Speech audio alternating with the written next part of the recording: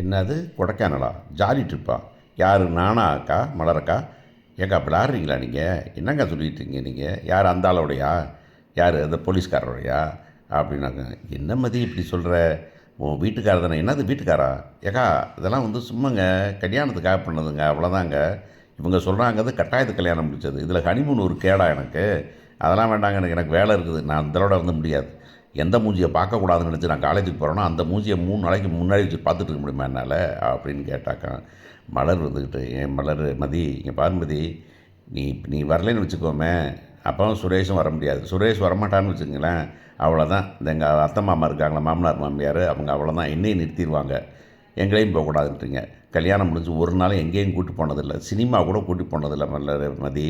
என்னைய ஒரு காஃபி குடிப்பது, இந்த கூல்ட்ரிங்க்ஸ் வாங்கி ஒரு ஐஸ்கிரீம் வாங்கி கொடுக்க கூப்பிட்டு போனது கூட வந்து ரொம்ப ரேர் தான். அதுவும் பொய் சொல்லி திருட்டுத்தரமாக ஸ்கூலுக்கு போகிறேன், ஸ்கூலில் மீட்டிங் தான் போக வேண்டியிருக்கோம் அப்படின்னு. உடனே பார்த்து என்னங்க சொல்கிறீங்க நீங்கள் அப்படின்னா, இங்கே பாரு எனக்காக வாங்க, நீ அவனும் இருக்க வேண்டாம், நீ என் கூட இரு, அவங்க அண்ணன் தம்பி ரெண்டும் தனியாக தெரியட்டும் அப்படின்னு சொல்லி மடக்கி கூப்பிட்டு போக போகிறாங்க. அப்படிங்கிறது தான் கொடைக்கானலுக்கு போக போகிறாங்க. கொடைக்கானலில் போய் என்ன கூத்து நடக்க போகுது அப்படின்னு தெரியல. சரி, இங்கே என்ன நடந்தது அப்படின்னாக்கா, இவங்க வந்துட்டு அப்பா அம்மாட்ட சொல்கிற அந்த பொண்ணு, இங்கே பாருங்கள் கல்யாணம் முடிச்சு கொடுத்தீங்க. அப்போ நான் சொன்னேன் வேண்டாம் அந்த கல்யாணம், நம்ம குடும்பமாக இருந்து சமாளிச்சுக்கோன்னு சொன்னேன். கேட்டிங்களா? கேட்கல நீங்கள். சரின்னு கல்யாணம் முடிச்சு கொடுத்துட்டீங்க, அவ்வளோதான், முடிஞ்சு போச்சு உங்களுக்கு. என் விருப்பம் இல்லாமல் கல்யாணம் முடிச்சு இந்த வீடு தான் உங்கள் வீடுன்னு காமிச்சிட்டிங்க. அதோடு சரி, உங்கள் வேலை முடிஞ்சது. இன்றைக்கி வீட்டில் இருங்க. இனிமேல் இங்கே வந்து எனக்கு புத்தி சொல்கிற வேலையெல்லாம் வேண்டாம் அப்படின்னோடனே இந்த அம்மா சொல்லுது, பாருங்கள் என்ன பண்ணுறா பாருங்கள், அப்பா அம்மாவிட்டே எப்படி பேசுகிறா பாருங்கள் அப்படின்னாக்கா. எங்கள் அப்பா அம்மாட்ட எப்படி பேசணும்னு தெரியும் அப்படின்ட்டு அவருக்கே உடம்பு சரியில்லை, அவரை திரும்ப திரும்ப கூப்பிடக்கூடாது. இனிமேல் என்ன மாதிரி நான் இந்த வீட்டுக்கு வந்துட்டேன், உங்களுக்கு வேணும்னா என்கிட்ட பேசணும், உங்களுக்கு வேணுங்கிற பதிலை நான் தருவேன், அவ்வளவுதான். அதை தாண்டி வந்துட்டு எங்கள் அம்மா அப்பாவை கூப்பிட்டு தினம் ஒரு நாள் ஆட்டோ பிடிச்சிட்டு ஓடியாந்து அவர் உடம்பு சரியில்லை, அவரெல்லாம் பண்ண முடியாது அப்படின்னு சொன்ன உடனே, அப்பா கிளம்புங்க அப்படின்னு கிளம்பி அந்த பொண்ணை ஒரு ஆட்டோவை புக் பண்ணி அனுப்பிவிட போகுது. அந்த இடத்துல ஒரு பெரிய விஷயம் என்னன்னாக்கா, ரேவதி பின்னாடி சும்மா தான் நிற்கிறாங்க ஆக்சுவலாக. ஆனால் பலரும் பாக்கியராஜ் வந்துக்கிட்டு அவர்கள்ட்ட வந்துட்டு, கவலைப்படாதீங்க, புதுசாக ஒரு இடத்துக்கு வந்தால் அப்படி தான் அட்ஜஸ்ட் பண்ணுறது கொஞ்சம் நாள் ஆகும் அப்படின்னு சொல்லிட்டு, நீங்கள்லாம் ஒன்றும் ப்ராப்ளம் இல்லை, நாங்கள் பார்த்துக்குறோம் அப்படின்னு சொல்லிட்டு அவங்களை ஆறுதல் சொல்லி, இந்த பொண்ணு வந்துட்டு அப்போ கூட அனுப்பி வைக்கிறத தாண்டி ஆட்டோவை புக் பண்ணி ஆட்டோவில் அனுப்புறது தான் இருக்குது. இதில் என்ன பெரிய விஷயம்னாக்க, இந்த தங்கராசுங்கிறவர், இந்த மாமனார் மாமியார், நாங்கள் வந்து உலகத்திலே பெரிய நல்ல ஒரு குடும்பம், எங்களுக்கு வந்து எங்களுக்குன்னு ஒரு ஒரு பாரம்பரியம் இருக்குது, நாங்கள் வந்து அப்படி தான் நடந்துப்போம் அப்படின்னு சொல்கிற அறிவு கட்ட குடும்பம் மாதிரி அது என்ன பண்ணுதுனாக்க, வெளியே வந்து கூட சம்மந்தி அனுப்பி வைக்கலைங்கிறது தான் பெரிய கொடுமையான சமாச்சாரம். கடைசியில் அவங்க கிளம்பிடுறாங்க, கிளம்பி உள்ளார போயிடுறாங்க அப்படிங்கிறத பார்க்குறோம். உள்ளார போகிறோட பாரு, இந்த முப்பெருந்தேவியர் 3 பேர் இருக்காங்களா, 3 பேர் உட்காந்துருக்குறாங்க. சொல்லுது இந்த பொண்ணு, இங்கே பாருங்கள், என்னால் வந்துட்டு எங்கள் அப்பா அம்மா வந்து கஷ்டப்படுறதை பார்க்கக்கூடாது, பார்க்க முடியாது.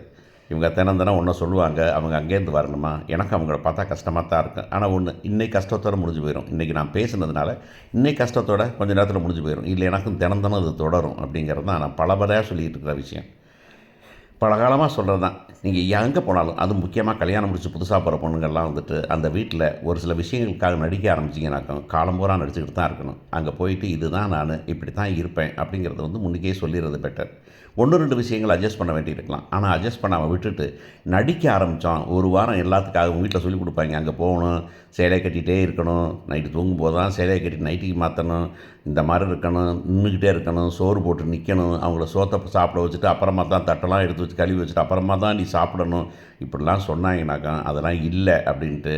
இங்கே பாருங்கள், எல்லாத்துலேயும் சேர்ந்து வேலை பார்க்குறேன், எல்லாத்துலேருந்து சாப்பிட்றேன், எல்லாத்தையும் சேர்ந்து பண்ணலாம் அப்படிங்கிறத முன்னுக்கே ப்ரூவ் பண்ணிட்டாக்கா சரியாக போயிடும். அப்படிங்கிறத இந்த பொண்ணு வந்துட்டு செய்கிறது எனக்கு பிடிச்சிருக்கு. அது ஆக்சுவலாக சொல்லப்போனால் இது இங்கேன்னு இல்லை, வேலைக்கு போகிற இடத்துலையும் சரி, புதுசாக இடத்துல எங்கே போனாலும் சரி, அங்கே போன விடுப்பார், இதுதான் நாங்கிறத முதல்ல சொல்லிடணும். ஒரு சில விஷயங்களை பின்னாடி விட்டு கொடுத்துக்கலாமே தவிர வந்துக்கிட்டு சொத்தமாக நடிக்க ஆரம்பித்தாங்க, ஒட்டு மொத்தமாக நடிச்சுக்கிட்டே இருக்க வேண்டியது அப்படிங்கிறது தான். கடைசியில் அந்த பொண்ணு சொல்லுது, நீங்கள் வேறு வழியில் இருந்தாகணும், ஆனால் நீ தனியாக இல்லை, நாங்கள்லாம் கூட இருக்கிறோம் அப்படின்னு சொல்லிட்டு ரேவதி சொல்கிறதும், எனக்கு அப்பா அம்மா தான், அவங்க செய்கிறது பல நேரத்தில் எனக்கே பிடிக்காது அப்படின்னு சொல்கிறதும். என்ன பிடிக்காதுன்னா சொல்லியிருந்துருக்கலாமே, அவங்கள்ட்ட கொஞ்ச நாச்சும் மாற்றிருக்கலாமே. ஏன்னா யாருமே அவங்கள்ட்ட பேச தயாராக இல்லை. இனிமேல் வந்து 5ல் வளையாது 50ல் வளையுமான்னு ஒரு பழமொழியை சொல்லி கதையை முடிச்சிட வேண்டியதான் அப்படிங்கிற மாதிரி தான் இருக்குது அப்படிங்கிறத பார்க்குறோம். அப்புறம் வந்துட்டு ஆஃபீஸ் போகாமல் ஆஃபீஸ்லேருந்து வரான், ஆஃபீஸ்லேருந்து வந்து அப்புறம் கிளம்பிடுறாரு, சாப்பிட உட்காராங்க. சாப்பிடும்போது எல்லாம் தட்டை வழக்கம் போல் முன்ன மாதிரியே ப்ளேஸ்லாம் எடுத்து தரையில் வைக்கிறாங்க. இந்த பொண்ணு ஒரு தட்டு எடுத்து கொண்டாந்து வைக்கிது. தட்டில் வைங்கனாக்கா அதில் பாக்கியராஜும் வைக்கிறான், அவனும் சுரேஷும் வைக்கிறான். ஆனால் மீதி பேர்லாம் அவங்க மாமனார்லாம் வந்துட்டு வேணேல் திமிருக்கு வைக்கிறாரு, தங்கராஜ் திமிருக்கு வெளியே வைக்கிறாரு. அட்லீஸ்ட் என்ன பண்ணாக்க ஒரு டைமில் நீங்கள் 2 பேர்த்த தவிர மீதி எல்லாரும் ஒழுங்கா நார்மலா பண்ணுறாங்கடா அப்படின்னு, வேணா 3 பேர்த்தையும் சேர்த்துக்கலாம் மாமியாரையும், அப்படி தான் பண்ணணும் அப்படின்னு. கடைசி வரைக்கும் அதை யூஸ் பண்ணல. மதி சொல்லப்போகுது, ஆனால் மலர் வந்து தடுத்துடுறாங்க அப்படிங்கிறது தான். அதான் மலர் வந்துக்கிட்டு அன்பினால் கட்டி போடுறாங்க போல இருக்குது அப்படின்னு. ஆனால் பல நேரங்கள் அதான் சொன்னேனே, ஒரு சில நேரத்தில் என்னாங்க இது பிரச்சனை ஆயிரும்னு முன்னுக்கு போன மருமகள்ல, அதனால் அதில் அந்த பொம்பளை சொல்கிறது தான், அந்த அம்மா சொல்கிறது தான், என்ன ஒவ்வொரு மருமகளுக்காக நான் வந்து புதுசாக மாற்ற முடியுமா அப்படின்னு. இந்த வீட்டில் எதுவுமே சரியில்லை அப்படிங்கிறது தான் விஷயம். மருமகளை ஒழுங்காக பார்த்துக்க தெரியல, சாப்பாடு ஒழுங்காக சாப்பிட தெரியல, மற்றவங்களோட கஷ்டத்தை புரிஞ்சுக்க தெரியல. ஆனால் கேட்டால் எனக்கு பாரம்பரியம் இருக்கிறவங்க குடும்பத்தை பார்த்தா வெக்கமாக அசிங்கமாக இருக்குது அப்படிங்கிறது தான். கடைசியாக பாக்கியராஜ் வரார். பாக்கியராஜுக்கு வந்து 4 கூப்பன் கொடுக்குறாங்க. 4 பேர் போகிறதுக்காக கொடைக்கானல் போய் 3 நாள் தங்குறதுக்கு கூப்பன் தராங்க. உடனே வந்து அவன் பொண்டாட்டி சொல்கிறான். பொண்டாட்டி சொல்லி நான் அவங்க இடத்தையும் கூப்பிட்டு போகலாமாங்கிறாங்க. இங்கே வந்து கேட்டால் பெர்மிஷனே வந்துட்டு மலருக்கே கிடைக்கல. நீ வந்து என்னது பின்னி போனால் இப்படி பண்ணு, சுடு தண்ணி யார் போடுவா, காலில் இஞ்சி தண்ணி யாரை வச்சு கொடுப்பா, சுக்கு தண்ணி யார் வச்சு கொடுப்பான்னு கேட்குது அந்த அம்மா. ஏன் நீ என்ன புழுங்கிட்டு இருக்கிற அப்படின்னு கேட்க முடியல. ஆனால் கேட்டால் அதே சொல்லுது, எனக்கு கால் வலி, இங்கேருந்து அங்கே நடக்க முடியல அப்படின்னு. கடைசியில் வசந்தின்னு ஒருத்தர் ஏற்பாடு பண்ணி சமைக்கிறதுக்கெல்லாம் ஏற்பாடு பண்ணிவிட்டு போகலான்னு சொல்லி சுரேஷையும் கேட்குறாங்க. சுரேஷும் சரி வாரேன்னு சொல்லிட்டான். ஆனால் மதி வருமா அப்படிங்கிறது தான். பார்ப்போம் என்ன நடக்க போகுதுன்னு.